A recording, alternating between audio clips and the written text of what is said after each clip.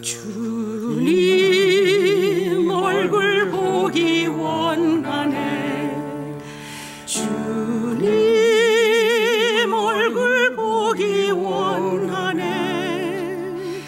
주님 얼굴 보기 원하네. 가시관을 쓰신 예수를 주님 음성 듣기 원하네. 주님 음성 듣기 원하네. 주님 음성 듣기 원하네. 회개하라 하신 그 음성 주님을 따라가기 원하네.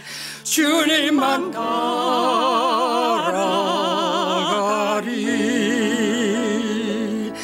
주님을 따라가기 원하네. 외로운 십자가의 길.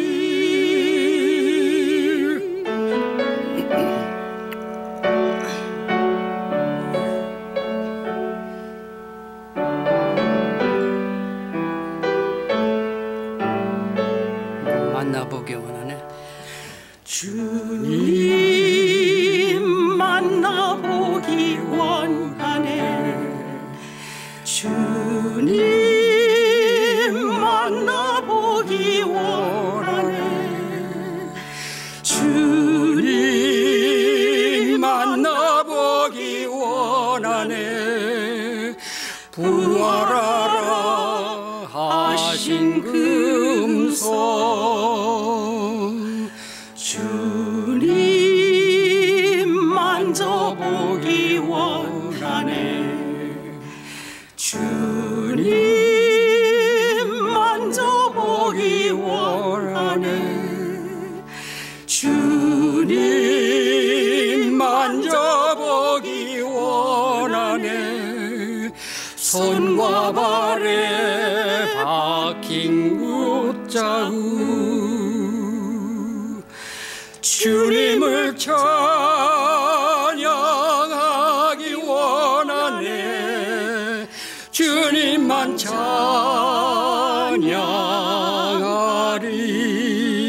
찬양하리. 주님을 찬양하기 원하네. 높이 계신 주님.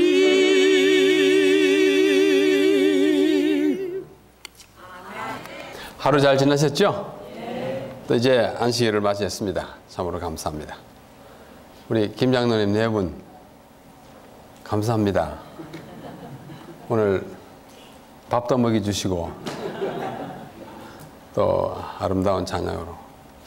우리 기 집사님은 뭐 옛날부터 음성이 고우시고 노래 잘하는 줄 알지만은 김 장로님 노래 처음 들었습니다. 아주 못지않게 훌륭하십니다. 우리 세리토스 교회는 음악의 인적 자원이 아주 풍부한 것 같습니다. 뭐 여러분이 함께 참여하시고 참 행복스러운 교회인 것으로 보입니다. 감사합니다. 자, 우리가 오늘 사흘째 저녁을 맞이하여 재림교회와 하늘성소라는 제목으로 공부하면서 오늘은 하늘성소봉사의 의미와 필요성이라고 하는 제목으로 함께 공부해 보겠습니다. 왜 하늘성소봉사가 필요한지, 그리고 그 의미는 무엇인지 오늘 1시간 동안 살펴보고자 합니다. 자, 먼저 하늘성소봉사의 의미와 필요 중에 왜 하늘제사장인가, 하늘의 제사장이 왜 필요한지, 또 왜 하늘인가, 또 어떻게 제사장인가. 예수님이 제사장이세요. 어떻게 제사장이 됩니까? 그분은 레위 지파도 아니고 이 땅에서 제사장 노릇 하신 분도 아닌데요. 어떻게? 그리고 그분이 제사장이라면 언제까지 제사장일까? 성경은 말하기를 영원히 제사장이라 그러는데 영원의 의미가 무엇일까? 그 다음에 하늘 성소에서 그리스도의 역할이 무엇일까? 하늘 제사장 봉사의 의미 간추리면서 오늘 마치려고 합니다. 먼저 우리에게는 왜 제사장이 필요한가? 제사장은 우리에게 무엇을 하는 존재인가? 우리 창세기 1장 28절에 보면 하나님께서 아담과 하와를 창조하신 다음에 축복하십니다. 이렇게 말씀하셨어요. 하나님이 그들에게 복을 주시며 그들에게 이르시되 생육하고 번성하여 땅에 충만하라. 땅을 정복하라. 바다의 고기와 공중의 새와 땅에 움직이는 모든 생물을 다스리라 하시니라. 정복하라, 다스리라 하는 것은 통치의 단어입니다. 또 2장 15절에도 여호와 하나님이 그 사람을 이끌어 에덴 동산에 두사 그것을 다스리며 지키게 하시고, 처음에 하나님의 뜻은 만물을 다스리고 통치하는 것입니다. 정복하는 것이었습니다. 그러나 매우 불행하게도 아담과 하와는 범죄로 인하여 그 다스리는 권세를 상실했습니다. 잃어버리고 말았어요. 더 이상 다스릴 수 없게 되었습니다. 자기 자신도 다스릴 수 없어서 범죄한 사람이 어떻게 자연을 다스리고 이 천지를 다스리겠습니까? 그리 못하게 됐어요. 그리하여 많은 세월이 흐른 다음에 백성들이 사무엘에게 와서 조릅니다. 왜냐하면 자기들 이웃에 있는 민족들은 다 왕이 있는데 이스라엘 백성만 왕이 없으니까 전쟁을 하면 늘 져요. 늘 구박을 당하고 침입하면 뭐 어찌 할 바를 모르고, 왜? 통솔을 못하니까. 그래서 그들이 사무엘에게 와서 말합니다. 보소서, 당신은 늙고 당신의 아들들은 당신의 행위를 따르지 아니하니 열방과 같이, 이웃 나라들과 같이 우리에게 왕을 세워 우리를 다스리게 하소서 한지라. 사무엘상 8장 5절의 말씀입니다. 자신을 다스리는 능력을 상실한 그들은 이제 자기들을 다스릴 수 있는 왕이 있어야 되겠다는 필요를 느끼기 시작합니다. 그래서 하나님이 왕이신데도 불구하고 그 왕을 순종하고 받들지 아니한 결과로 이르러오는 여러 가지 병폐를 인간적인 힘으로 좀 막아보려고 생각한 나머지 우리에게 왕을 내려주십시오, 이렇게 했어요. 그래서 세운 첫 왕이 누구예요? 사울이에요. 사울이 왕으로 세워졌지만 아주 생김새도 훌륭하고 했지만은 실패한 왕입니다. 그렇죠? 전쟁에 나가서 뭐 죽고 거의 자살하다시피 이제 물러가지 않습니까? 왜 이렇게 된 거니? 이사야 59장 2절을 보면 오직 너희 죄악이 너희와 너희 하나님 사이를 갈라놓았고 너희 죄가 그의 얼굴을 가리어서 너희에게서 듣지 않게 함이니라. 죄로 말미암아 하나님의 통치를 받지 못하게 됐어요. 그러니까 인간 왕을 세우게 되는 것입니다. 그래서 하나님과 직접 교제할 수 없고 하나님의 통치를 거절했기 때문에 사람이 자기를 다스릴 왕을 달라고 하여 마침내 왕정이 시작되는 것입니다.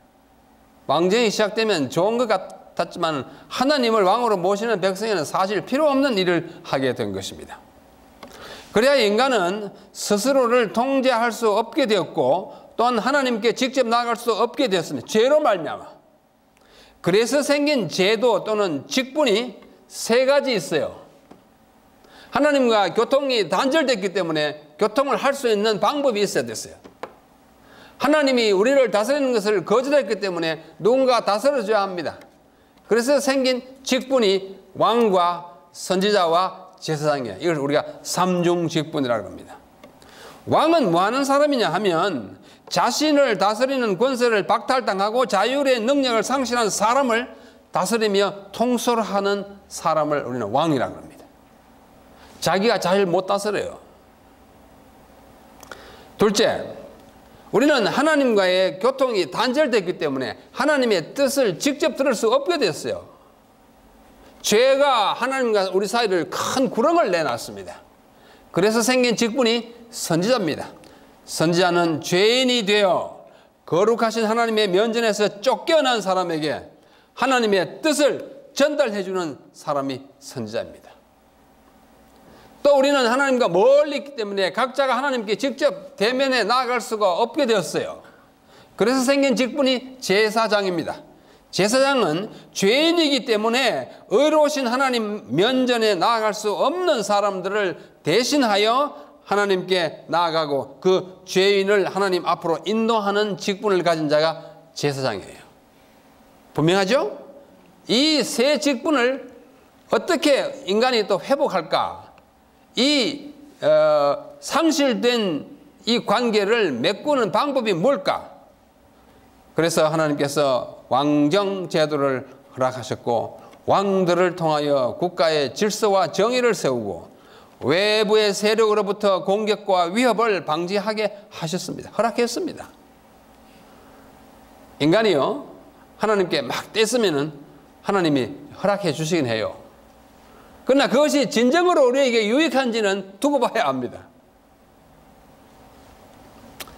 그러나 왕들은, 사울을 포함해서 많은 왕들은 악한 마음과 그릇된 정치를 통하여 백성들에게 많은 고통과 괴로움을 끼쳐주었습니다. 아주 못된 왕들 참 많았어요. 이따 더 보겠습니다. 또 하나님께서는 역사의 고비마다 문제가 있을 때마다 백성들이 멀리 떠나갈 때마다 선지자들을 불러서 그들에게 보냅니다. 그 입에 기별을 넣어가지고 보냅니다. 가서 경고하고 독려하고 호소하고 그들을 때로는 징계하기도 했습니다. 이렇게 하면 안 된다 그거예요. 너희 장차 이런 위험이 오는데 이렇게 행하라. 권고와 경고를 동시에 했습니다.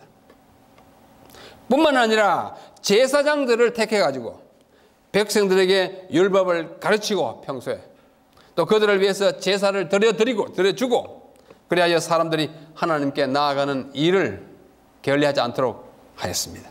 이 세 직분 참 중요한 직분이에요.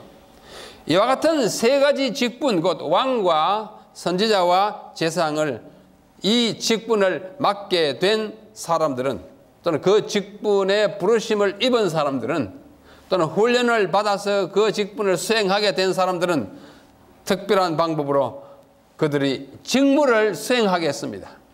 왕의 아들이라고 해서 그냥 자동적으로 왕 되는 거 아니었어요. 절차가 있었어요. 기름을 부었습니다.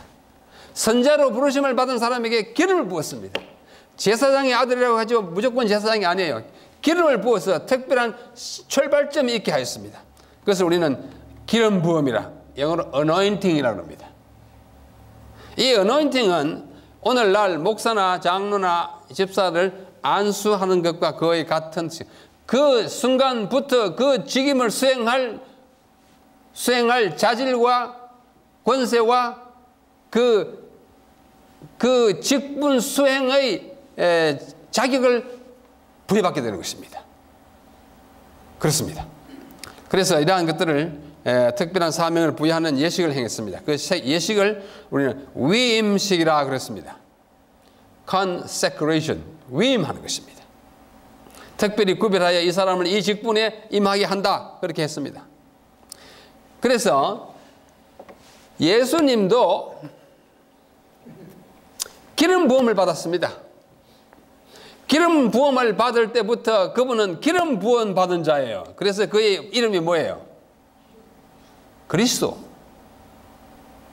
예수는 그가 태어날 때 붙여진 개인의 이름입니다. 물론 그 이름의 뜻이 있죠. 뜻은 그의 사명을 말합니다. 구원자입니다. 그러나 그가 어릴 때부터 구원자가 아니에요. 기름 부음을 받고 침례를 받음으로 기름 부음을 받는 순간부터 그는 공적인 직무에 나아갈 자격과 권능을 부여받았습니다.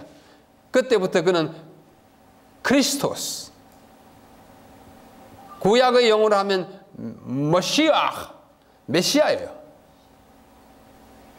메시아는 히브리 말, 그리스도는 어디 말? 헬라어, 구약의 언어와 신약의 언어인 것입니다. 그래서 예수님이 그리스도라고 하는 말은 기름 부음을 받았다는 뜻이고, 기름을 받았다는 뜻은 직분을 가졌다는 뜻입니다. 그 직분이 뭐냐면 구약에 있던 세 가지 직분을 그분이 다 가지셨다는 것을 뜻합니다. 자, 여기 보십시오. 구약의 왕들이요, 42명 나타나요. 이스라엘 백성을 다스리는 왕이 42명입니다. 맨 먼저 통일 왕국 시대에 세 사람이 있었어요. 사울과 다윗과 솔로몬. 그 다음에 솔로몬 다음에 북방 이스라엘과 남방 유다가 갈라진 다음에 북방 이스라엘은 몇 명이 있었는가니 19명의 왕이 있었어요. 그 다음에 남방 유다는 좀 역사가 길게 됐지만은 그 치세 기간이 조금씩 길어가지고 20명의 왕이 있어서 합쳐서 42명의 왕들이 있었는데, 여러분, 이 중에 몇 명이나 좋은 왕이었을까요? 제 학교에는 제가 사용하는 그 라이브러리에는 아주 재밌는 타이틀을 가진 책이 하나 있어요. 그 책의 제목이 뭐냐면 Good Kings and Bad Kings. 아주 유명한 학자들이 쓴 논문을 쓰는 거예요. Good Kings and Bad Kings. 착한 왕과 나쁜 왕이에요. 좋은 왕과 나쁜 왕이에요. 이 43명의 왕들 가운데 일시적으로나마 여호와의 보시기에 선한 일을 행하였더라라는 말을 한 번이라도 들은 사람이 8명밖에 없어요. 북방 이스라엘은 한 명도 없어요. 19명 중에. 남방 유다에만 앞에 다윗까지 솔로몬 합쳐가지고 일시나마 선하다고 하는 칭호를 들은 사람이 8명밖에 없어요. 나머지 왕들은 백성들을 아주 괴롭히고 아주 망나니 짓을 하고 우상을 막 들어와가지고 온 백성을 막 엉망진창으로 만들고, 그 왕들이 좋은 왕이 없어요. 그 다음에 선지자에게는 크게 두 종류가 있습니다. 기록 선지자와 구술 선지자가 있었어요. 기록 선지자라는 말은 성경에 그들의 책을, 기록을 남긴 선지자들을 기록 선지자, writing prophets라고 합니다. 예를 들면 이사야, 예레미야, 에스겔, 다니엘, 그 다음에 호세아, 그죠? 요엘, 아모스, 요나, 말라기까지 지금 기록을 남긴 선지자들이에요. 그러나 선지자로서 부르심을 받고 활동을 많이 했는데 책을 남기지 않는 선지자가 참 많이 있어요. 예를 들면 누굴까요? 엘리야서라는 책이 없어요. 엘리사라는 책이 없어요. 구술, speaking prophet라고 그래요. 그러나 그들이 글로서 봉사했든지 말로서 봉사했든지 간에 하나님의 기별을 전하는 목적, 그 사명에는 다 동일했습니다. 많은 선지자들이 있었어요. 그 다음에 제사장들이 참 많습니다. 공식적으로 제사장으로 먼저 임명을 받은 사람은 아론이에요. 아론의 아들들이 몇 명 있었어요? 넷 있었어요. 제사장이 다 훌륭하고 선하고 착한 거 아니에요. 이 첫 제사장 4명 가운데 맞이하고 둘째는 이 엉터리 제사장이에요. 누구예요? 나답과 아비후. 그 다음에 엘라살과 이다말이 있는데 첫 두 제사장이 시킨 대로 안 해가지고 성소에서 죽었습니다. 이 불상사예요. 그 밖에도 많은 제사장들이 뭐 자기 직무를 잘 했지만 그렇지 못한 제사장이 꽤 있었어요. 그런데 자, 여기 보십시오. 이 왕들 가운데 43명의 왕들, 42명의 왕들 가운데 가장 위대한 왕은 누구냐면 다윗이에요. 왕들 중에 뭐 가장 어떤가는 왕을 늘 다윗이라고 그랬어요. 킹 데이빗 그러면 뭐 유대인들이 와 자기 왕이라고 자부심을 해요. 그러나 다윗 왕도 어떻게 실수 많이 했어요, 안 했어요? 뭐 사람도 많이 죽이고 손에 피가 많이 묻었어요. 그러나 자기 부인을 가로채가지고 그 부하 저기 청년 장교를 전장에 내보내가지고 고의로 전사시키고 나쁜 사람이었어요. 그러나 어떤 때는 참 착한 왕이었어요. 아주 모범 왕으로 되었습니다. 그런데 이 다윗 왕에 대하여 에스겔서 34장 23절 24절 제가 한번 읽어보겠습니다. 자, 여기 없는데 성경을 직접 한번 읽어보겠어요. 여러분이 성경을 가져오셨으면 저와 함께 펴보십시다. 구약성경 에스겔 34장 23절. 내가 한 목자를 그들의 위에 세워 먹이게 하리니 그는 내 종 다윗이라. 그가 그들을 먹이고 그들의 목자가 될지라. 나 여호와는 그들의 하나님이 되고 또 내 종 다윗은 그들 중에 왕이 되리라. 나 여호와의 말이니라. 누가 왕이 되리라? 다윗이. 지금 에스겔은 지금 언제 사람입니까? 남방 유다가 망해가지고 바벨론 포로로 잡혀갈 때 같이 잡혀간 사람이 두 번째 포로 때 잡혀간 BC 597년에 잡혀간 선지자가 에스겔이에요. 다윗은 언제 사람이에요? BC 10세기 사람이에요. 10세기하고 지금 몇 세기인 거 아니? 6세기요. 400년의 인터벌이 있어요. 그런데 다시 말하기를 내가 내 목자 다윗을 세워서 그들의 왕이 되게 하겠다. 이게 무슨 말이에요? 네? 이게 무슨 말이에요? 어떻게 이해하십니까? 여기에 나오는 다윗은 400년 전에 그 다윗 아닙니다. 그 다윗이 대표하는, 그 다윗이 상징하는 장래의 다윗이에요. 이 역사적인 왕 다윗보다는 더 다윗 같은 다윗. 다윗의 자손 누구예요? 예수님이에요. 여기서 다윗이라 했지만은 다윗이 표상하는 그 위대한 왕, 예수님이 앞으로 왕이 되고 목자가 되겠다는 것을 유다 왕조가 망한 다음에 에스겔을 통해서 하나님이 말씀하시는 거예요. 그러므로 이 다윗은 예수님이 우리의 왕일 것을 가장 비슷하게 모본을 보여주고 그 가능성을 보여준 역사적인 인물에 불과한 것입니다. 그 다음에 수많은 이런 선지자들이 있었지만은 선지자 중에 선지자는 누구예요? 모세예요. 왜? 모세만큼 하나님의 기별을 많이 전하는 사람 없어요.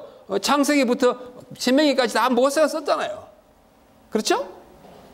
또 민수기에서 12장에 어제 우리가 본 그 누구예요? 미리암과 아론이 모세를 막 비방하고 했을 때 뭐라고 그랬어요? 하나님께서 말씀하시기를 내가 선지자들을 세우고 이상과 묵시로서 꿈으로 보이지만은 나는 모세와는 대면에서 말하는데 너희들이 어찌하여 나이 몇 살 더 먹었다고 동생을 이렇게 하느냐고 어제 꾸짖었어요.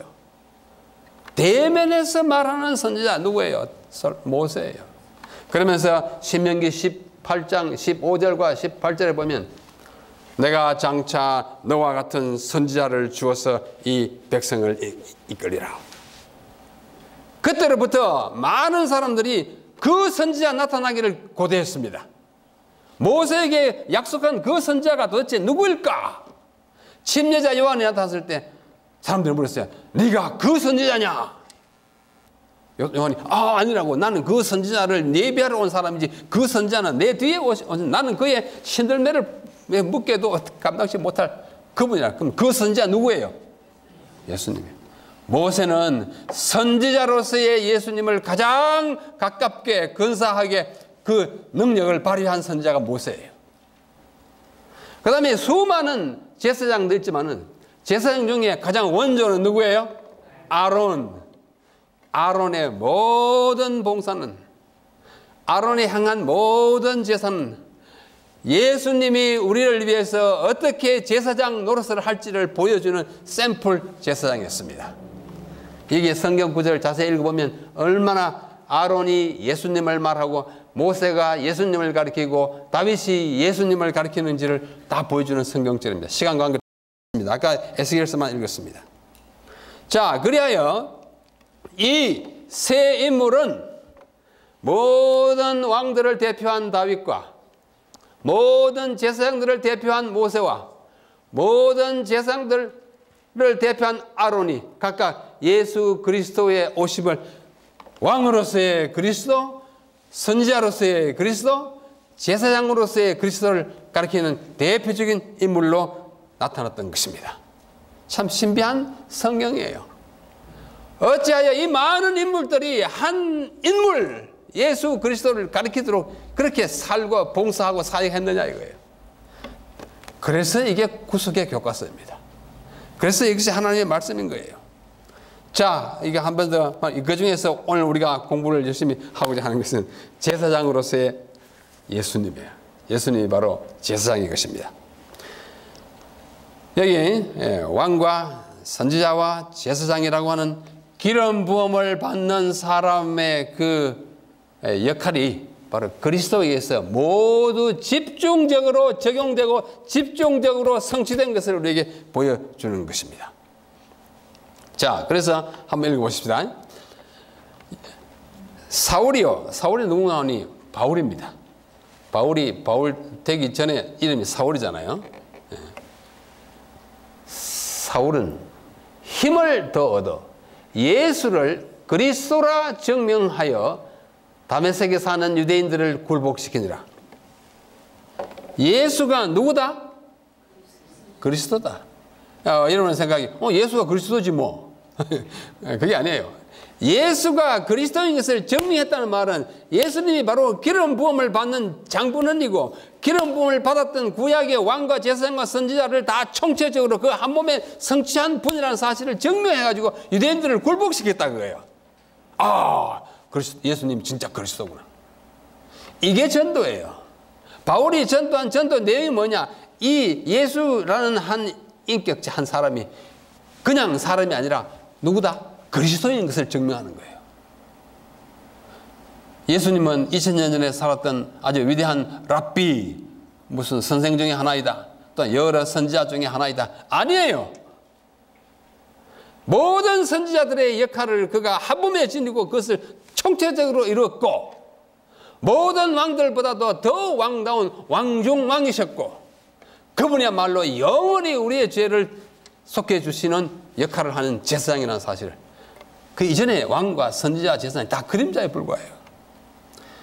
그래서 이와 같은 사실을 증명하는 것, 즉 예수가 바로 그리스도, 즉 메시아라는 사실을 전하는 것, 이것이 사도들의 사명이었고 특히 사도 바울이 다메섹에 가서 한 일인 것입니다. 이것은 곧 예수가 기름 부음을 받음으로써 구주의 삼중 직분을 구비하신 분이라는 사실을 가르치는, 보여주는 것입니다. 자, 이 표를 다 설명하려면 시간이 많이 가기 때문에 그냥 한번 자세히 보십시오. 제가 이 표를 만드는 데 시간을 많이 바쳤습니다. 세 직분, 왕, 선지자, 제사장, 왕, 선지자, 제사장이 각각 차이가 있어요.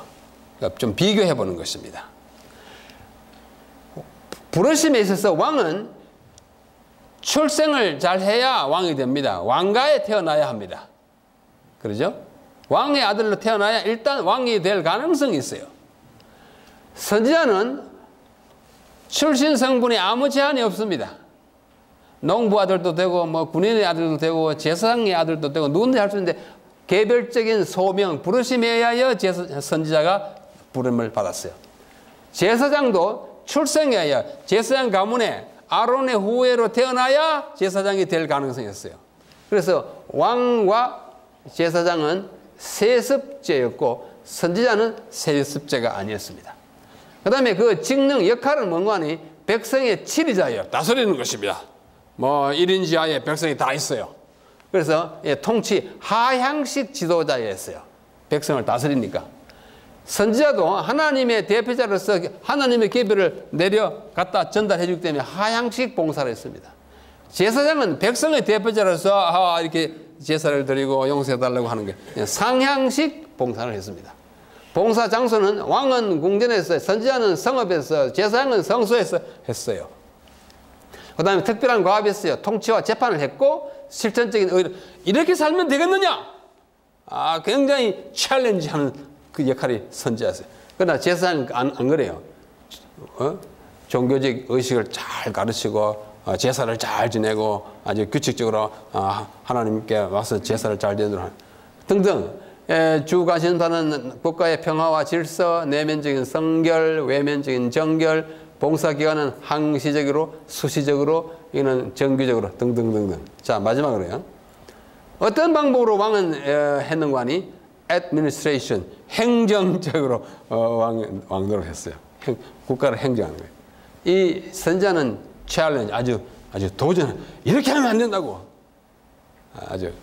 이 사람들은 뭐예요? 인스트럭션, 가르쳤어요. 율법이 말하기를 이렇게 하라고 했어. 이 제사는 이렇게 지내라고 했어. 그런데 이들의 기능은 뭔가 하니? ruler and judges, 통치자와 재판관이었어요. 왕은. 선지자는 reformer, 개혁자였어요. 아무 일 없고 하나님께 국민이 다 순종하면은 선지자가 보내심을 받을 필요 없어요.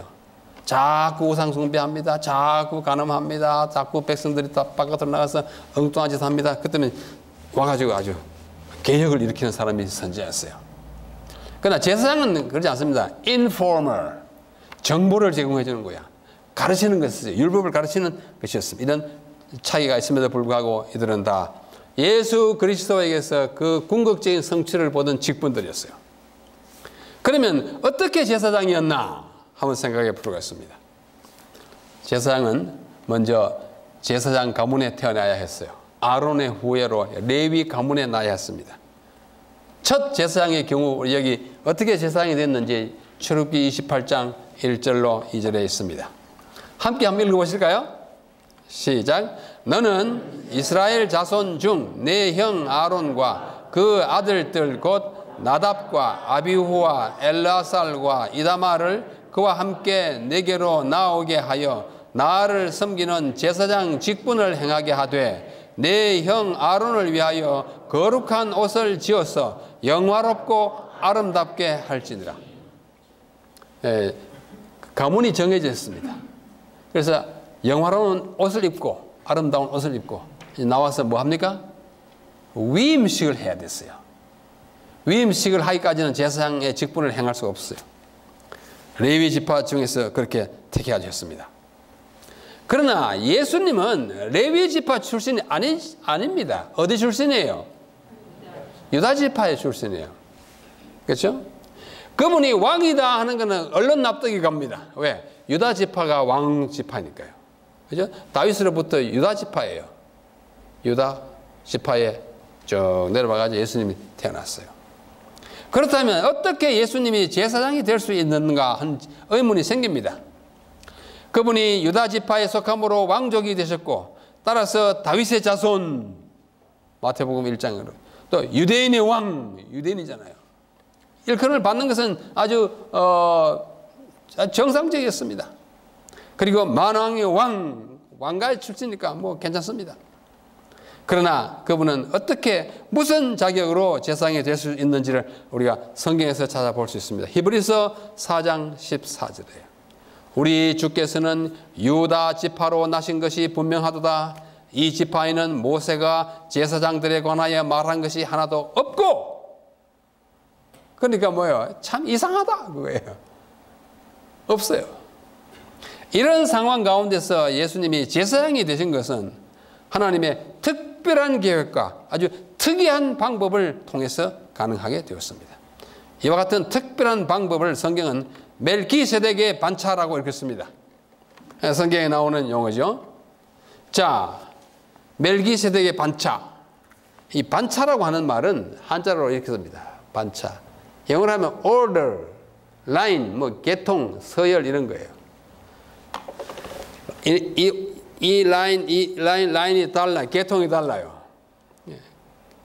레위 계통이 아니고 아론의 오더가 아니고 누구의? 멜기세덱의 오더를 통해서 세상이 된다. 자, 여기 창세기 14장 18절로 20절에 아브라함이 저기 어디 정보를 나갔다가 그 이방 왕들이 와가지고 아브라함의 조카와 그 집안의 모든 사람들 잡아가고 살림을 다 들어갔을 때 막 따라가가지고 다 도로 찾아가지고 오는 그 장면입니다. 살렘왕 멜기세덱이 떡과 포도주를 가지고 나왔으니 그는 지극히 높으신 하나님의 제사장이었더라. 제사장이 여기 나옵니다. 아브라함 시대니까 제사장 제도가 수립되기 전이에요. 아브라함의 아들 누구예요? 예? 이삭의 아들 누구예요? 야곱의 아들 누구예요? 12아들 중에 셋째가 누구예요? 레위예요. 그러니까 레위의 아버지 야곱, 할아버지 이삭, 증조부 아브라함 시대인데 제사 제도가 아직도 생기기도 전이에요. 그때에 제사장님이 있었어요. 멜기세덱이라고 하는 제사장이 있어가지고 떡과 포도주를 가지고 왔어요. 여러분, 떡과 포도주 하면 금방 떠오르는 거 있죠? 뭐예요? 성만찬. 이 성만찬의 이미저리를 가지고 있는 거예요.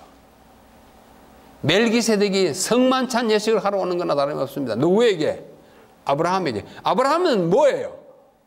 유대민족의 조상이에요. 그 한 사람으로 말미암아 모든 민족이 나왔기 때문에 아브라함에게 성만찬 예식하는 것은 온 이스라엘 백성에게 성만찬 예식하는 거예요. 의미상으로. 하나님의 제사장이었더라. 그가 멜기세덱이 아브라함에게 축복하여 가로되 천지의 주제시오 지극히 높으신 하나님이여 아브라함에게 복을 주옵소서. 너희 대적을 내 손에 붙이신 지극히 높으신 하나님을 찬송하리로다 라고 축복했어요. 누가 누구에게? 멜기세덱이 아브라함에게. 여러분, 축복하는 사람이 높습니까? 축복받는 사람이 높습니까? 축복하는 사람이 높아요. 좀 이따 그 얘기가 나옵니다. 하매 아브라함이 그 얻은 것에서 10분의 1을 멜기세덱에게 주었더라. 10분의 1을 한마디로 뭐라고 그래요? 11조를 멜기세덱이 받았어요. 멜기세덱이 제사장이니까 아브라함의 11조를 받았어요. 이스라엘이 그 아브라함의 허리에 있어요. 조상이니까. 그러므로 아브라함이 11조 받은 것은 온 이스라엘이 11조 받은 거예요. 상징적으로. 그리고 나서 세월이 많이 흐른 다음에 시편 110편 1절과 2절 그리고 4, 5절이에요. 시편 110편과 같은 시편을 학자들은 메시아 시편이라 읽었습니다. 시편 가운데 메시아 시편이 수십 개 있어요. 시편 150편 가운데 한 30편 정도가 온통 메시아에 대한 노래입니다. 메시아가 오셔서 무슨 일을 할 것이며 메시아가 봉사에 어떻게 그가 뭐 역할과 그가 하는 경험을 많이 노래했어요. 노래했습니다. 여호와는 나의 목자시니 내게 부족함이 없으리로다. 메시아 시편이에요. 예수님을 목자로 노래하는 시인 것입니다. 그렇죠? 엘리 엘리 라마 사박다니 나의 하나님 어찌하여 나를 버리셨나이까. 시편 22편이에요. 다윗이 그 경험을 하면서 앞으로 이 땅에 오셔서 십자가에 달려 돌아가시는 예수님의 고통을 미리 이야기한 거예요. 그래서 예수님이 십자가에서 그것을 외치고 돌아가지 않았습니까? 그 시편 22편에서 인용한 거예요. 그런 것들을 다 메시아 시편이라고 합니다. 그 가운데 아주 중요한 메시아 시편 하나가 시편 110편이에요. 110편이 이렇게 말합니다. 다윗의 시라 이렇게 하고 1절 여호와께서 내 주에게 말씀하시기를. 이 내 주라는 것은 예수님을 가리킵니다. 예언적으로 예수님을 가리킵니다. 내가 내 원수로 내 발등상 되게 하기까지 너는 내 우편에 앉으라 하셨도다. 이게 무슨 말이에요? 내 원수를 내 발등상은 무엇입니까? 발을 올려놓는 발판이잖아요. 원수를 네 발등상, 원수를 네가 발에 딱 이렇게 정복하여 압제하는 것을 늘 발등상 되게 한다는 것입니다. 내 원수를 제압하게 될 그때까지 너는 내 우편에 있으라. 우편은 권능의 방향이에요. 여호와께서 시온에서부터 주의 권능의 호를 내어 보내시리니 주는 원수 중에서 다스리소서. 4절 여호와는 맹세하시고 변치 아니하시리니 이르시기를. 너는 지금 누구 보고 하는 거예요? 앞으로 올 예수님 보고 하는 거예요. 너는 멜기세덱의 반차를 조차 영원한 제사장이라 하셨도다. 누가요? 여호와께서. 주의 우편에 계신 주께서 그 노하시는 날에 열왕을 쳐서 파하실 것이라. 앞에 나오는 주의 주는 어쩐게 말씀드린 대로 주님이 아니고 뭐예요? 당신의 우편에 계신 주께서. 이 주는 진짜 주예요. Lord. 앞에는 your. 당신의 우편에 있는데 당신은 말씀은 안 되니까 하나님에 대하여 주의 우편에 계신 주께서, 진짜 주, the Lord, 우리 주님 예수님께서 그 노하시는 날에 열왕을 쳐서 파하실 거예요. 이게 뭐냐면 예수님이 특별한 반차, 특별한 계통으로 제사장 역할을 할 것을 예언한 아주 중요한 메시아 시편이에요. 이것만 있으면 긴가민가 할 수 있어요. 그러나 이것을 그대로 받아서 적용하여 예수님이 바로 이 멜기세덱의 반차를 좇은 누구다? 제사장이라는 사실을 증명한 신약의 기자가 있어요. 그게 바로 히브리서 기자입니다. 히브리서 5장. 대제사장마다 사람 가운데서 취한 자이므로 하나님께 속한 일에 사람을 위하여 예물과 속지 않은 제사를 드리게 하나니, 이 존귀는, 제사장의 존귀는 굉장히 높은 존귀예요. 아무나 스스로 취하지 못하고 오직 아론과 같이 하나님의 부르심을 입은 자라야 할 것이니라. 여기까지만 보면 아론이 굉장히 높고 존귀한 거예요. 실제로 그렇습니다. 또한 그러나 이와 같이 그리스도께서 대제사장이 되심도 스스로 영광을 취하심이 아니요 오직 말씀하신 이가 저더러 이르되 너는 내 아들이니 오늘날 내가 너를 낳았다. 시편 2편을 인용해. 시편 2편도 메시아 시편이에요. 낳았다 하셨고, 또 이와 같이 다른데 있는 건 시편 110편이에요. 조금 전에 읽었어요. 다른데 말씀하시되 네가 영원히 멜기세덱의 반차를 좇는 제사장이라 하셨으니, 시편 110편을 예수님에게 적용하는 이 히브리서 기자는 정말 영감받는 기자예요. 그래서 우리는 시편 110편에 나오는 멜기세덱의 반차를 쫓는 제사장이 된다고 하는 말이 예수님에 대한 메시아 시편이라는 것을 확증하게 되는 것입니다. 또 계속해서 이렇게 말씀합니다. 그가, 예수님이요, 아들이시라도 받으신 고난으로 순종함을 배워서 온전하게 되었은지. 인간으로 왔기 때문에 우리 모든 인간이 복종해야 되는 것처럼 하나님께 복종하면서 살면서 그렇게 온전하게 되었어요. 자기를 순종하는 모든 자에게 영원한 구원의 근원이 되시고 하나님께 멜기세덱의 반차를 좇은 대제사장이라 칭하심을 받았느니라. 이게 어디에 나오는 거예요? 시편 110편에 나온 거예요. 지금 이 제 말이 아니에요. 신약 성경이 말하는 거예요. 멜기세덱에 관하여는 우리가 할 말이 많으나 너희의 듣는 것이 두나무로 해석하기 어려우니라. 참 어려워요. 그러나 오늘 저녁에 해석해야 합니다. 왜냐하면 그때가 어려웠지만 지금까지 어려우면 성경이 아주 곤란해요. 자, 한번 보겠습니다. 계속해서 7장으로 넘어가면 아주 자세히 설명합니다. 정말 성경은 신비한 책이에요. 이 멜기세덱은 살렘 왕이요. 아까 그러잖아요. 창세기 몇 장에? 14장에 살렘 왕이요. 지극히 높으신 제사장이고, 아브라함으로부터 11조를 받고 떡과 포도주를 갖다 줬고, 이 멜기세덱은 살렘 왕이요 또 지극히 높으신 하나님의 제사장이라. 창세기 14장 18절로 20절을 인용한 거예요. 여러 임금을 쳐서 죽이고 돌아오는 아브라함을 만나 그랬잖아요. 복을 빈 자니라. 아까 복 부렸어요. 높으신 하나님이요 이 아브라함의 복주라고. 아브라함이 일제 10분의 1을 그에게 나눠주더라. 나눠줬잖아요. 11조 바쳤잖아요. 그대로를 지금 직접 인용하지 않고 간접적으로 인용하는 거예요. 그 이름을 번역한 적, 멜기세덱의 이름을 번역한 적, 첫째는 의의 왕이요.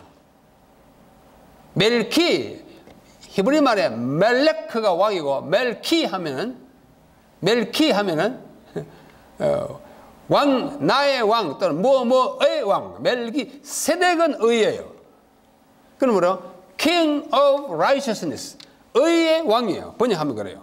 히브리 말의 뜻이 멜기세덱 하면 의의 왕이요. 또 살렘 왕이니, 살렘 왕이에요. 살렘을 통치하는 왕이었으니 곧 살렘은 또 샬롬에서 온 것이니까 평강의 왕이요. 그는 아비도 없고 어미도 없고 족보도 없고 시작한 날도 없고 생명의 끝도 없어서 하나님의 아들과 방불하여 항상 제사장으로 있느니라. 좀 어렵죠? 어려운 걸 다시 한번 해석해 보겠습니다. 자, 멜기세덱과 그리스도를 비교하면요 아주 분명해집니다. 그 이름이 멜기세덱입니다. 뜻이 뭐라고요? 멜키, 뭐의 왕, 세덱, 의의 왕. 예수님은 항상 의로운 가지로 일컬어지고 의로우신 분으로 성경에 많이 말씀됐어요. 이게 다 예수님 앞으로 오실 주님을 의의 가지, 의로운 가지, 의의 사람이라고 쭉 말하는 것을 보면 이 멜기세덱의 이름의 의미인 의의 왕과 어떻게 합치돼요. 합치되는 것입니다. 그의 신분이 살렘 왕이었어요. 뜻이 살렘이 평강이니까 평강의 왕이라고 번역할 수 있습니다. 평강의 왕이에요. 이사야 9장 6절로 7절. 그 메시아, 핸델의 메시아 나오는 그 노래 있지 않습니까? For unto us a child is born. 아마 12번 구일 거예요. 그 이름은 뭐요? Wonderful. 기묘라. Counselor. 기사. 뭐요? The mighty God. 그 다음에 뭐야? The Prince of Peace. Everlasting Father and the Prince of Peace. 평강의 왕이라고 일컬어집니다.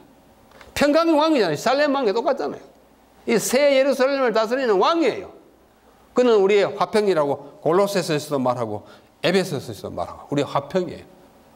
예수님이 화평으로서의 그 모습을 멜기세덱의 그 직분이 신분이 말해줍니다. 그 존재는 어떤 존재인가요? 하나님의 아들과 방불하다고 조금 전에 말했지 않습니까? 히브리서 7장에 하나님의 아들이라고 이 성경이 전부 하나님의 예수님을 아들이라고 말한 거예요. 하나님의 아들로서의 예수님을 가장 근사하게 보여준 일컬어진 분이 멜기세덱, 하나님의 아들과 방불했어요. 그 직분이 뭐예요? 항상 제사장을 했어요. 히브리 7장에 보면 너는 영원히 제사장이 하리라. 이 모든 것들이 다 그렇게 맞아 합치되는 것입니다. 그래야 그분이 우리의 참 제사장이고 멜기세덱의 반차를 주는 특별한 제사장인 것을 확증할 수 있어요. 이것은 제가 쓴 책의 표지입니다만 여기서 제가 좀 인용하려고 이 책 54페이지에 오실자의 표상 54페이지에 제가 이렇게 기술했습니다. 이 문제와 관련해서요. 그는 근본이 아비도 없고 어미도 없고 족보도 없고 시작한 날도 없고 끝도 없어서 하나님의 아들과 뭐예요? 방불하더라. 그런 것을 제 나름으로 이렇게 풀이하고 정리했습니다. 54페이지. 멜기세덱에게 원래부터 부모가 없었거나 생명의 시작과 끝 곧 출생과 사망이 없었던 것은 물론 아닙니다. 인간인데 어떻게 출생과 사망이 없겠어요?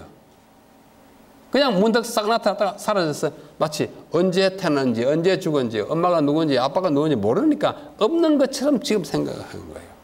그러나 하나님께서는 이 모든 사항들을 짐짓 감추시고 성경 기자들에 대하여 깊은 침묵을 지키도록 인도하심으로써 멜기세덱으로 하여금 보다 근사한 그리스도의 표상으로 등장하게 하셨다고 믿습니다. 그리스도야말로 그의 인성의 측면에 있어서는 남자로 말미암아 잉태되지 않았으므로 아비도 없고. 예수님 아비 있습니까? 요셉은 뭐예요? 기른 아비지 태어나게 한 아비 아닙니다. 또 신성의 측면으로 볼 때는 그의 본질이 원래 하나님이셨고 요한복음 1장 1절에 태초에 말씀이 계시다. 이 말씀이 하나님과 함께 있어. 이 말씀이 곧 하나님이라. 하나님 본성적으로 하나님 신이었어요. 그러므로 그는 어미도 없고 어미도 없으니 하나님이 어떻게 어미가 됐겠어요? 이 땅에 올 때 사람이 되기 위해서 마리아의 몸을 빌려서 마리아가 어머니지만 신성의 측면에서는 의미가 없습니다. 영원한 존재입니다. 인간적인 혈통 관계를 볼 때 족보도 없고 혈통으로 난 족보 아니에요. 여러분 마태복음 1장에 예수님의 족보 보십시오. 아브라함이 이삭을 낳고 이삭이 야곱을 낳고 야곱이 유다와 형제를 낳고 하다 16절에 가보면은 남자에게서 요셉에게서 예수님이 낳지 않았어요. 마리아에게서 낳더라. 유일하게 여자에게서 나도록 족보가 기록된 것이 예수님 뿐이에요. 저는 전부 남자가 남자를 낳습니다. 그러므로 그는 이렇게 그 집안의 오리라고 하는 그것을 입증하기 위해서 많은 긴 이름들을 열거한 족보가 있지만 그것은 우리가 갖고 있는 아버지의 아들로서의 족보가 아닌 것입니다. 그런 의미에서 족보가 없어요. 영원한 과거로부터 영원한 미래까지 계시는 분입니다. 그래서 시작한 날도 없고 생명의 끝도 없이 진정한 의미에서 하나님의 아들이신 분인데 간추려서 말하면 멜기세덱의 근원에 대한 성경의 침묵은 그리스도의 영원한 근원을 암시하는 것으로 이해된다고 저는 적고 있습니다. 저는 그렇게 믿습니다. 자, 아비도 없고 어미도 없고 족보도 없고 시작한 날도 없고 끝도 없고 지금 히브리서 7장 이야기하고 있는 거예요. 자, 멜기세덱이 창세기 14장 어느 날 갑자기 나타났어요. 그리고 아브라함의 복도 주고 뭐도 받고 뭐도 주고 해서 딱 끝나버리고는 행방불명이에요. 없습니다. 이 사람이 어디서 태어났는지 어디서 죽었는지 없어요. 땅에서 태어난 건 확실할 텐데.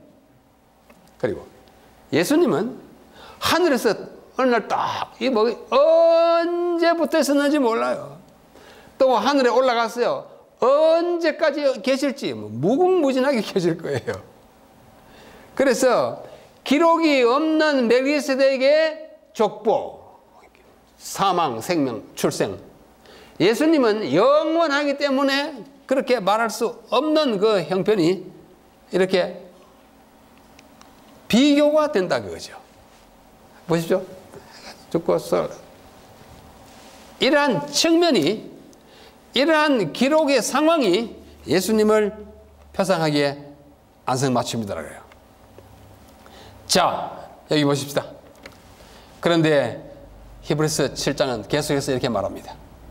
아론보다 더 존귀한 멜기세덱의 반차. 아론은 존귀하긴 했지만 이 존귀는 아무나 취할 것이 아니라 했지만 그 아론의 존귀, 제사장으로서의 존귀보다는 훨씬 더 격이 높은 그런 제사장입니다.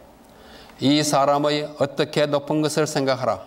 조상 아브라함이 노량물 중 이 멜기세덱에 대한 이야기예요.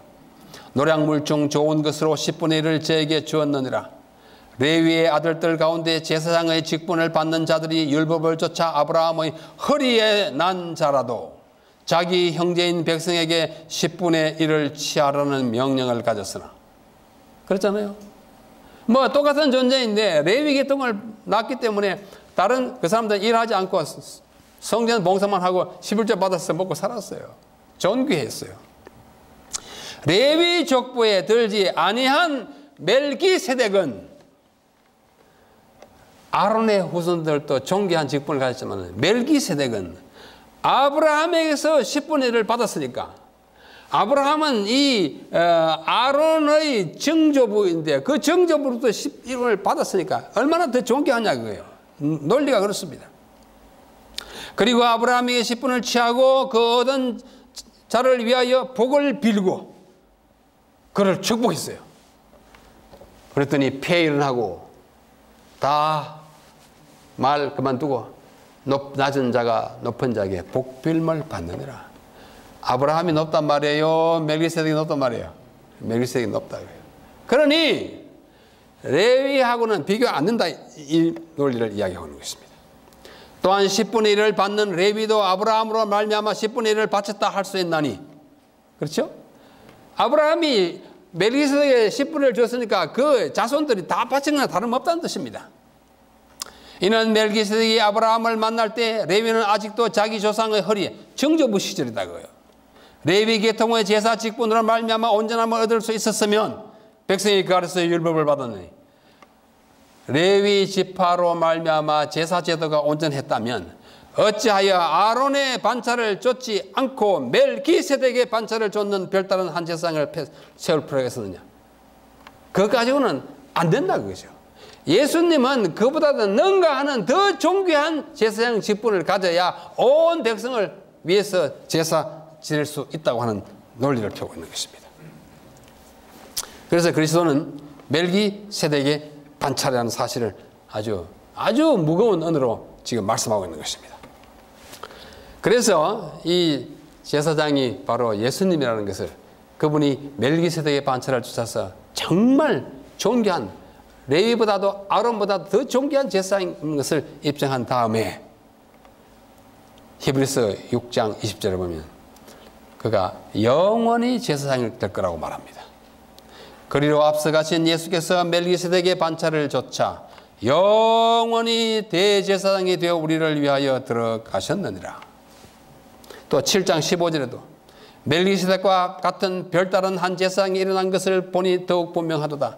그는 육체에 상관된 계명의 법을 좇지 아니하고, 육체에 상관된 계명의 법을 말한 모세의 법에 의하면 이 레위 지파이고 아론의 후계라 해야 되는데 그것에 얽매이지 아니하고 오직 무한 생명의 능력을 쫓아댄 것이니, 인간의 혈통에 한 것이 아니에요. 증거하기를 네가 영원히 멜기세덱의 반차를 좇는 제사장이라. 시편 110편을 다시 인용합니다. 영원했어요. 또 네가 영원히 제사장이 되리라. 영원이라는 말을 예수님이 제사장 직분과 함께, 제사장 또는 대제사장과 함께 3번이나 반복합니다. 영원히, 영원히, 영원이에요. 계속해서 영원이야. 그럼 언제까지일까요? 언제까지요? 영원이겠죠. 근데 여러분 미국 와서 사시더라도 영원이라는 말은 한국말이잖아요. 한국말은 한자로 되어 있어요. 영원이라는 글자는. 무슨 영자? 길영. 길영. 그 다음에 원은 멀원. 길고 멀다야. 그거는 끝이 없이 계속된다는 것이 영원입니다. 맞죠? 근데 이것이 히브리 말이나 헬라어로 이렇게 생겼어요. 요거는 히브리서이니까, 히브리서는 히브리어가 아니라 헬라어로 됐어요. 신약은 헬라어로 됐어요. 헬라어. 에이스톤 아이오나. 에이스톤 아이오나. 이렇게 읽는 방법이에요. 우리말로. 에이스톤 아이오나. 여기는 아이오나라는 말은, 여기는 into the eternity. 그런 뜻이에요. 아이온이라는 말은 a long time, age, era. 이런 뜻이에요. 우리말 영원하고 좀 뜻이 달라요. 길다는 뜻은 맞지만은 끝없이 영원히는 아니에요.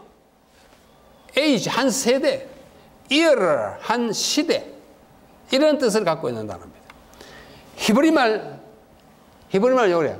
ad olam 또는 le olam, 이렇게 올람이라는 말이 영원으로 번역됐습니다. 그런데 성경이 말하는 영원은요, 우리가 생각하는 영원하고 뜻이 아주 달라요. 성경이 말하는 영혼은 오랫동안은 맞아요. 어떤 때는 무한히 있지만 항상 무한이 아니에요. 이 세대 또는 이 시대 동안 또는 현 시대가 다 갈 때까지, 시대니까 이 시대가 다 갈 때까지, 그때 영원이라고 했어요. 때는 목적이 성취될 때까지, 이런 뜻을 갖고 있습니다.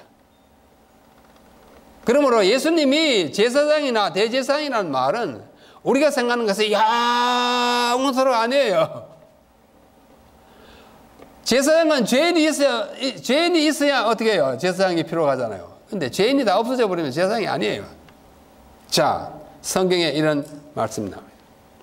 출애굽기 12장 14절.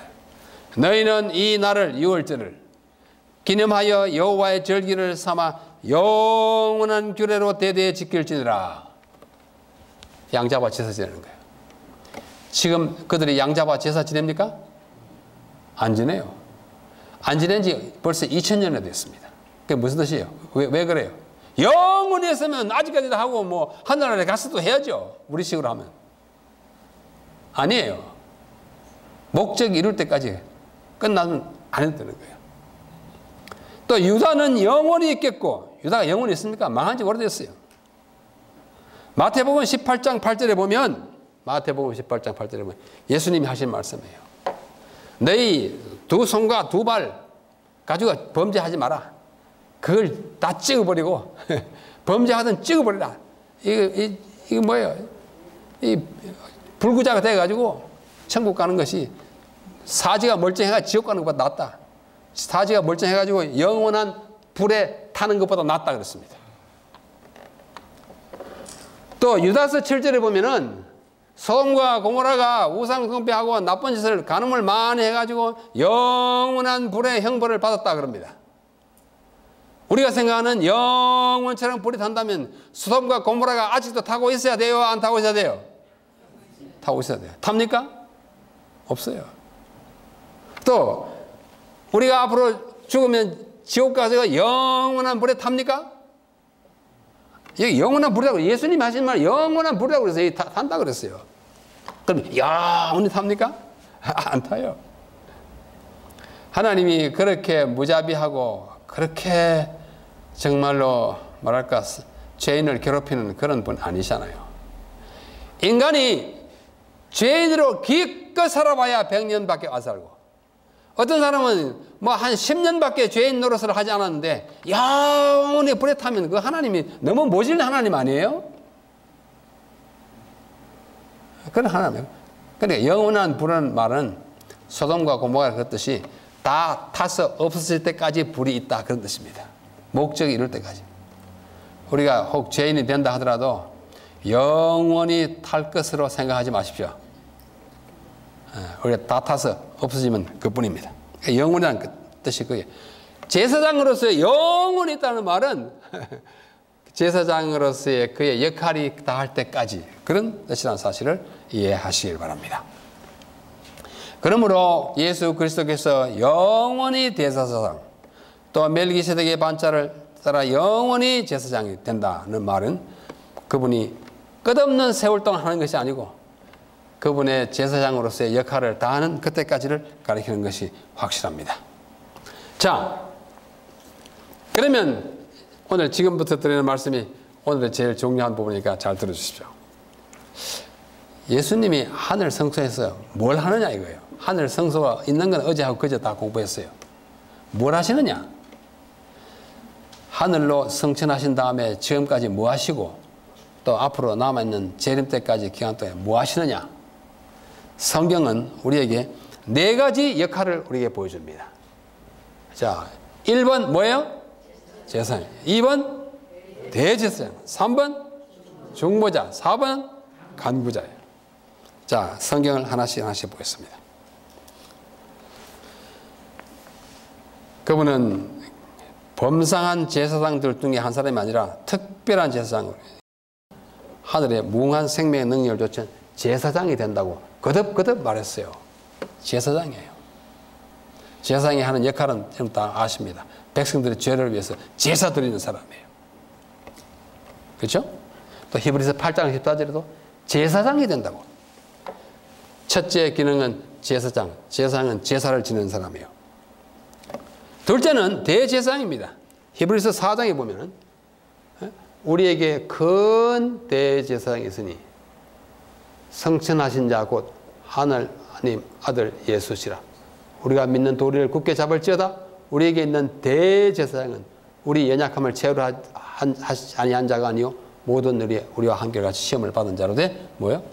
죄는 없으신 분이에요. 또 7장에 이러한 대제사장이 우리에게 합당한 영원한 대제사장이 되겠다고 자꾸 말해요. 제사장과 대제사장은 하는 역할이 좀 달라요. 제사장은 주로 제사 지내는 것이 하고 대제사장은 주로 분향하는 일을 많이 했습니다. 그 2가지 일을 다 예수님이 하늘에서 한다고 생각하면 맞습니다. 셋째는 중보자의 역할이에요. 히브리서 8장 6절 더 아름다운 직분을 얻으셨으니 이는 더 좋은 약속으로 세우신 더 좋은 언약의 중보예요. 중보는 뭐 하는 사람이에요? 이 밑에 갈라디아서에 나와요. 갈라디아서. 중보는 한 편만 위하는 자가 아니고 양 쌍방을 위해서. 하나님과 우리가 멀어졌고 죄로 말미암아 이렇게 갈라지기 때문에 중보해가지고 같이 어떻게 뭐예요? 붙여요. 하나를 만드는 거예요. At one ment. 그게 뭐라고 그랬죠? At one ment. Atonement예요. 영어의 atonement라는 말은 속죄예요. 속죄의 어원이 at one ment입니다. 우연히 그렇게 된 게 아니고 원래 어원이에요. at one 하나로 갖다 붙여놓는 거 그게 속죄예요. atonement의 어원이 at one ment입니다. 하나님과 죄인을 하나로 붙여놓는 중보자예요. 중보하는 일을 합니다. 그리고 히브리서 9장 15절에도 그리스도는 새 언약의 중보라고 그랬어요. 이렇게도 분명히 우리 주님이 하시는 일을 중보라고 하는데 어찌하여 그리스도의 중보가 이제는 필요 없다고 말합니까? 이 성경 구절을 도대체 어떻게 이해하고 어떻게 처리하길래 그리스도의 중보가 필요 없다고 하는지 정말 안타까워요. 중보하십니다. 우리 주님이 우리를 위해서 중보하십니다. 중보를 이렇게 쓰긴 합니다만은 가운데 중이 더 좋겠어요. 버금 중보다는 가운데 이렇게 모으는. 자, 그 다음에는 간구자예요. 중보자와 간구자가 아주 뜻이 비슷해요. 여러분이 영한 사전을 본다거나 하면 intercession하고 조금 앞에 있었던 뭐예요? mediation하고 뜻이 거의 같은 것으로 해석하고 있어요. mediator, 이거는 intercessor. 우리 성경은 intercessor를 간구한다고 말하고 있습니다. 히브리서 7장 25절입니다. 우리를 위하여 하나님 앞에 계시면서 자기를 힘입어 하나님께 나아가는 자들을 온전히 구원할 수 있으니 이는 그가 항상 살아서 저희를 위하여 간구는 뭐예요? 아주 애처롭게 이렇게 구하는 것자 간절히 구하는 것이 간구예요. 예수님이 하늘에서 우리를 위해서 하나님 아버지께 간구해요. 이걸 유치한 것으로 생각하면 안 됩니다. 실제로 그렇게 한다고 저는 믿습니다. 우리의 연약함과 죄된 처지에 놓여 있을지라도 우리가 구원에 대한 확신을 가질 수 있는 것은 우리를 위하여 쉬지 않고 간구하시는 하나님 예수님의 하늘 봉사를 믿기 때문인 것입니다. 예, 로마서에도 바울이 말했어요. 로마서에 다 읽지 않습니다. 그리스도 예수가 그는 우리 하나님 우편에 계신 자이고 우리를 위하여 간구하시는 자예요. intercede 하는 분이에요. intercessor예요. 이것은 중보자는 그냥 관계를 회복하는 것이고 intercessor는 아주 간절히 청하는 의미가 있는 것입니다. 이상에서 본 네 가지 뭐예요? 제사장과 대제사장과 중보자와 간구자.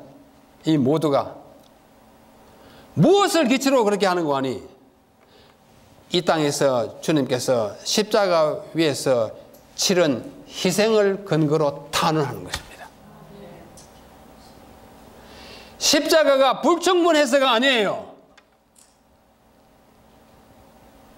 우리가 어떤 사람으로부터 장학금을 $100만 받았다 합시다. 100만 불은 딱 와 있어요, 내 은행에. 그러나 그것을 찾지 않으면 등록금을 낼 수 없어요.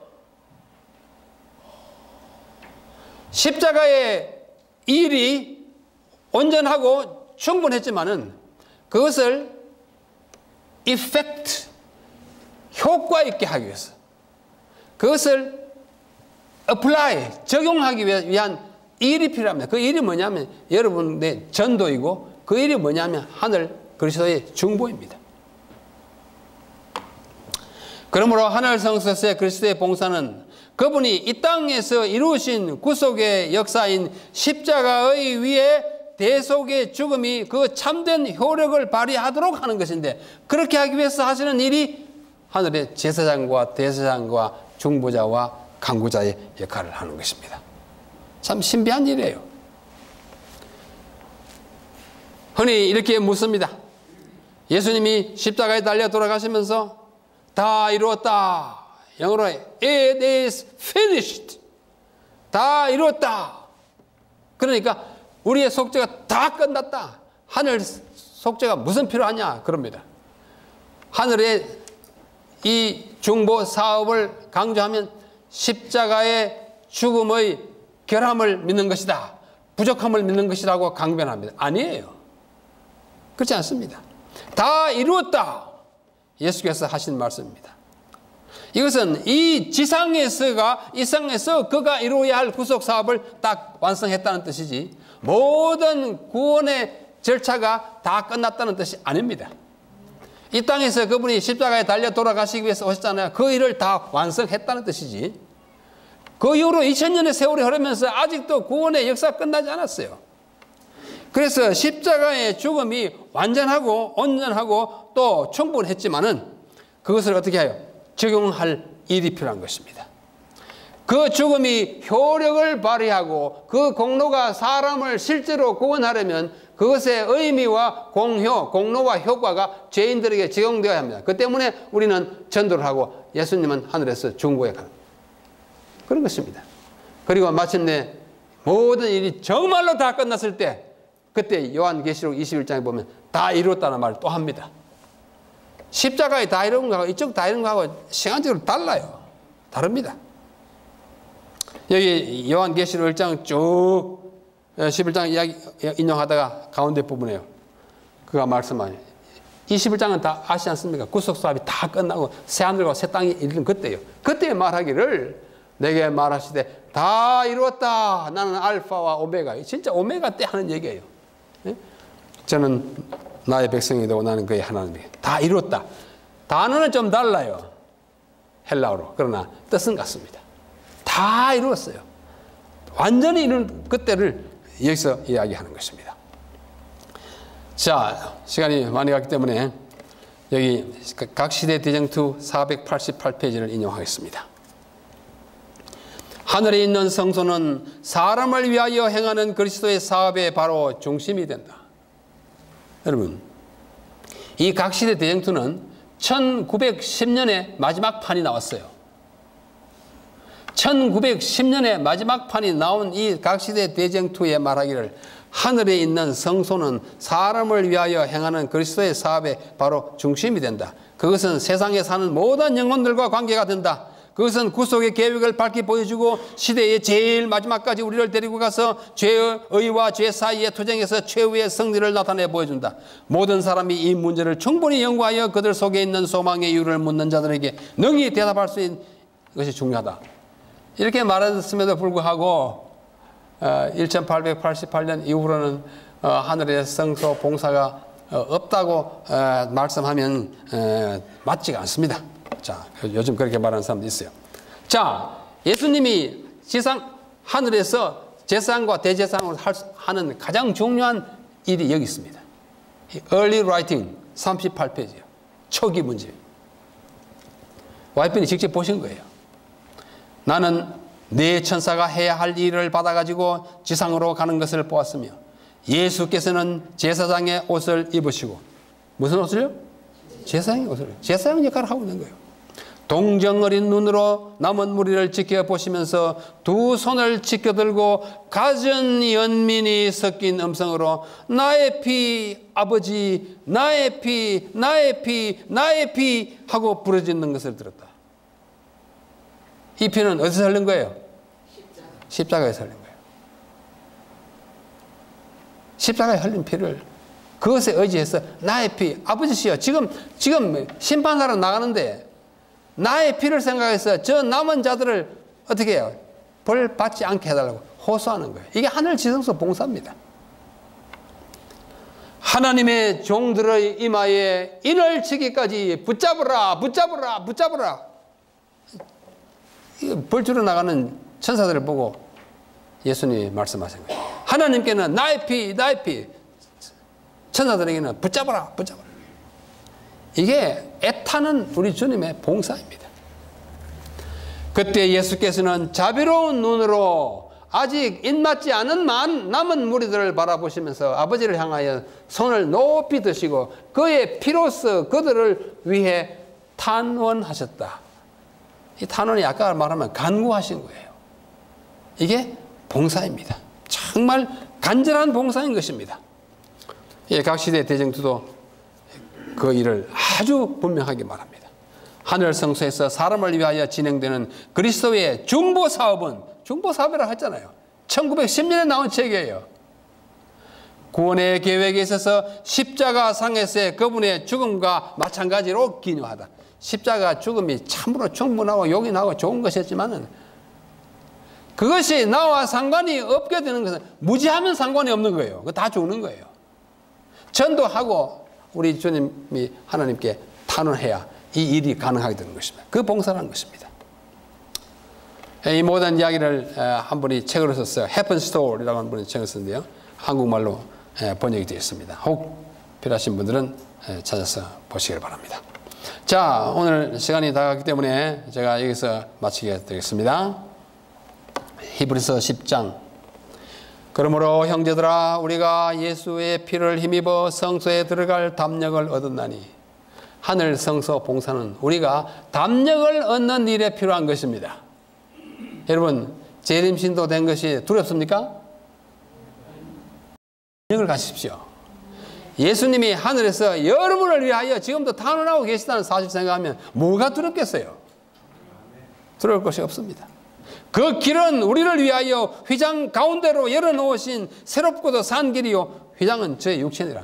십자가에 찢겨 돌아가심으로 그 가운데로 난 길을 통해서 하나님의 보좌 앞에 나가는 것입니다.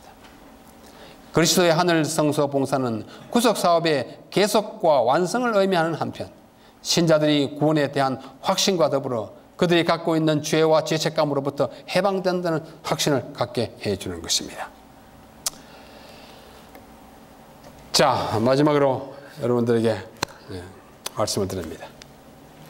그리스도의 하늘 성소 봉사는 히브리서가 확실하게 말하고 있습니다. 히브리서를 읽고 하늘 성소 봉사를 부인하면 그것은 성경을 부인하는 거예요.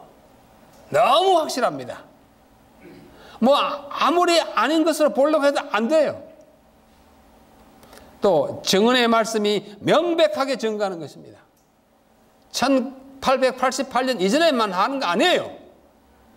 그 이후에도 1910년에도 와이프님 돌아가시기 전이에요. 1915년에 돌아가셨어요. 그러므로 우리는 이러한 사실에 대한 확고한 믿음을 가지고 그의 하늘 성소 봉사에 힘입어 담대하고 용기 있게 살아나가시다가 그분이 봉사를 끝내고 재림하실 때 그분을 반갑게 맞이하시기를 바랍니다. 이 명백한 사실을 부인하거나 의심하는 이설에 미혹되지 마시고 말씀 위에 굳게 서서 구원의 소망을 견고히 잡고 끝까지 이겨 나가십시다. 구원의 역사는 곧 끝이 날 것입니다. 주님은 이제 곧 오실 것입니다. 그때까지 하늘 성소 봉사의 그 효험에 기대고 그분이 탄원하심으로 우리는 그냥 믿고 따라가기만 하면 되는 이 거룩한 소망을 가지고 살아가시다가 머지않아 오실 우리 주님을 공중에서 맞이하여 영원으로 들어가게 되는 모든 성도님들 다 되시기를 간절히 바랍니다.